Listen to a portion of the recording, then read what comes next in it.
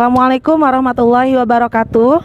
Terima kasih kami ucapkan kepada Bapak Budiman Datuk Malano Garang, anggota Dewan Provinsi PKS yang telah memberikan bantuan kepada Dapur Umum PKS Kabupaten Tanah Datar berupa bantuan sembako, telur, beras, air minum, dan lain-lain. Terima kasih Bapak, semoga berkah dan sangat membantu bagi masyarakat kami di Kabupaten Tanah Datar. Assalamualaikum warahmatullahi wabarakatuh.